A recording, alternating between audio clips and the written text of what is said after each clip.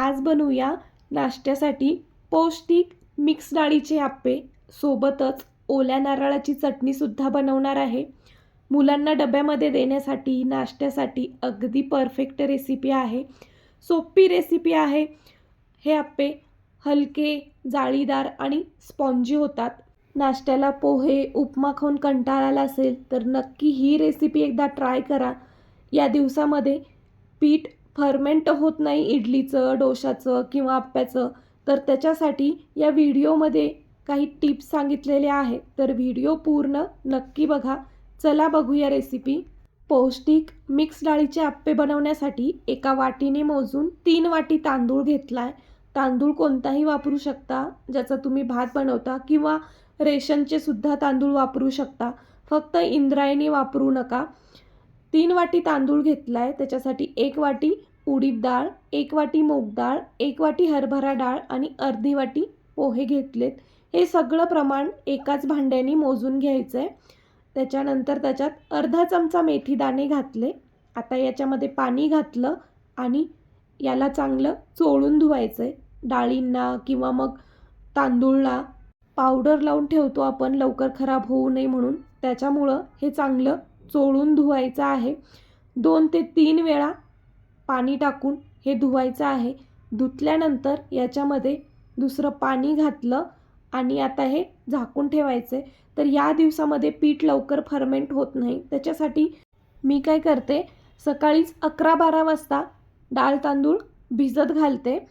इडली, डोसा किंवा आप्पे बनवायचे असतील तर पावसाळ्या दिवसात लवकर भिजत घालायचं, सकाळच्या 11-12 वाजता, आणि संध्याकाळच्या 6-7 वाजता हे वाटून घ्यायचं. बॅटर फर्मेंट व्हायला छान वेळ मिळतो आणि मस्त बॅटर फर्मेंट होतं. आता संध्याकाळच्या 6:30-7 वाजता मी हे वाटून घेते. तर आता वाटते वेळी याच्यामध्ये थोडंसं पाणी घालायचं. इडलीचं पीठ आपण दळतो त्याप्रमाणे हे दळून घ्यायचं आहे. जास्त पाण्याचा वापर करायचा नाही, पातळ बनवायचं नाही हे पीठ. तर इथे मी सगळं डाळ तांदूळ वाटून घेतलेलं आहे आणि आता याच्यावर झाकण ठेवलं आणि जड काहीतरी ओझं ठेवायचं आणि एखाद्या गरम ठिकाणी ठेवून द्यायचं, किंवा याच्यावरून एखादा जाड असा कापड तुम्ही याला गुंडाळून ठेवू शकता.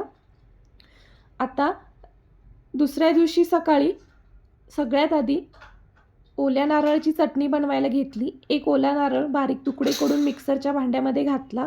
त्याच्यात 4 ते 5 लसूणच्या पाकळ्या, थोडंसं मीठ, जिरं आणि हिरवी मिरची घातली. थोडीशी साखरसुद्धा घातली चव बॅलन्स व्हायला म्हणून. आणि हे थोडंसं मिक्सरला ओबडधोबड वाटून घेतलं. त्याच्यानंतर त्याच्यामध्ये 1 वाटी दही आणि अर्धी वाटी पाणी घातलं आणि आता हे बारीक वाटून घ्यायचे. आता चटणी थोडीशी इथे घट्ट झाली आहे आणि थोडेफार तुकडेसुद्धा बाकी आहेत नारळाचे, त्याच्यामुळे मी अर्धी वाटी पाणी घातलं. दहीसुद्धा घालू शकता. दही थोडंसं आंबट होतं म्हणून मी पाणी घातलं आणि इथे चटणी वाटून घेतली. मस्त दाटसर इथे चटणी झालेली आहे आणि लगेचच त्याच्यावर जिरं, मोहरी, कढीपत्ता आणि लाल मिरचीचा तडकासुद्धा देऊन घेतला आणि इथे ओल्या नारळाची चटणी तयार झालेली आहे. याच्यामध्ये तुम्ही कोथिंबीरसुद्धा घालू शकता, चटणीला थोडासा ग्रीन रंग येतो. आता चटणी तर तयार झाली आहे. आता बघूया आप्प्याचं पीठ फर्मेंट झालं आहे का नाही. तर बघा, अर्ध पातेलं हे पीठ होतं, तर पातेलं गच्च भरलेलं आहे. मस्त पीठ फर्मेंट झालेलं आहे. किती छान हे पीठ फर्मेंट झाले बघू शकता. एकदम हलकं जाळीदार हे पीठ बनलेलं आहे. तर बघा, सकाळचे 8:30-9ला मी नाश्ता बनवायला घेतला होता, तर पीठ अगदी मस्त फर्मेंट झालं होतं. आता यातलं पीठ मी एका दुसऱ्या छोट्या भांड्यामध्ये काढून घेणार आहे आणि छोट्या भांड्यामध्ये पीठ काढून घेतलं. त्याच्यामध्ये चवीनुसार मीठ घातलं आणि याच्यात मी 2 कांदे बारीक चिरून घेतलेत. त्याच्यातच मी 1-2 हिरवी मिरच्यासुद्धा टाकल्या होत्या. याच्यामध्ये तुम्ही वेगवेगळ्या भाज्या घालू शकता, जसं की गाजर, शिमला मिरची, हे सुद्धा तुम्ही बारीक चिरून घालू शकता. याच्यात थोडंसं जिरं घातलं आणि मिक्स केलं. हे थोडंसं घट्ट वाटते म्हणून मी याच्यामध्ये थोडंसं पाणी घालणार आहे आणि छान एकदा मिक्स करून घ्यायचं. आप्पेचं पात्र मी गरम करायला ठेवलेलं आहे गॅसवरती आणि आता ते गरम झाले. आता आप्पे बनवून घेऊ. तर आप्पे पात्रामध्ये तेल घातलं थोडं थोडं आणि आता याच्यामध्ये हे पीठ टाकते वेळी सुरुवातीला साईडने टाकायचं आणि मग मध्यभागी टाकायचं. गॅसचं जे टेम्परेचर आहे ते मध्यभागी जास्त लागतं, साईडने कमी लागतं. जर पहिल्यांदा आपण मध्यभागी टाकलं तर मध्यभागचे आप्पे लवकर करपतात. त्याच्यामुळं मग आधी साईडने टाकायचं आणि सगळ्यात शेवटी मध्यभागी अशा पद्धतीने बॅटर टाकायचं. आणि आता याच्यावरती झाकण ठेवायचं आहे 2 ते 3 मिनिटासाठी. गॅसची फ्लेम स्लोच ठेवायची आणि बघा 2-3 मिनिटानंतर बोटाने त्याला असं दाबून बघायचं. पीठ जर नाही लागलं बोटाला तर समजायचं की आप्पे खालच्या साईडने मस्त झालेले आहेत.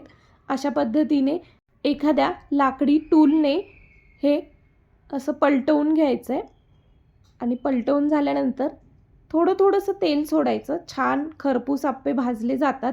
वरच्या साईडने एकदम क्रिस्पी होतात आणि आतून नरम स्पॉन्जी जाळीदार हे आप्पे होतात. तर आलटून पालटून दोन्ही साईडने मस्त गोल्डन कलर येईपर्यंत आप्पे भाजून घ्यायचे आणि बघा मस्त असे आप्पे भाजलेले आहेत. आता बाकीचे आप्पेसुद्धा बनवून घेणार आहे आणि इथे आपले मिक्स डाळीचे पौष्टिक आप्पे तयार झालेले आहेत. आप्प्यांचा रंग बघू शकता किती सुंदर आलाय. छान गोल्डन रंगावरती भाजले गेलेले आहेत. पौष्टिक मिक्स डाळीचे आप्पे आणि त्याच्याबरोबर नारळाची चटणी एकदम भारी लागते टेस्टला. आणि हे आप्पे बनवायला अगदी सोपे आहेत. खूप जास्त मेहनतीची किंवा खूप जास्त साहित्याची सुद्धा गरज नाही. मुलांना डब्यामध्ये दिले तर मुलंसुद्धा आवडीने खातील आणि बनवायला सुद्धा जास्त काही वेळ लागत नाही. बघा आतल्या साईडने एकदम हलके जाळीदार स्पॉन्जी हे आप्पे होतात. चला तर मग तुम्हाला सुद्धा पोहे उपमा खाऊन कंटाळा आला असेल, नाश्त्यासाठी वेगळं काही बनवायचं असेल तर हे पौष्टिक मिक्स डाळीचे आप्पे बनवू शकता. हा व्हिडिओ आवडला तर व्हिडिओला लाईक, शेअर आणि चॅनलला सबस्क्राईबसुद्धा करा.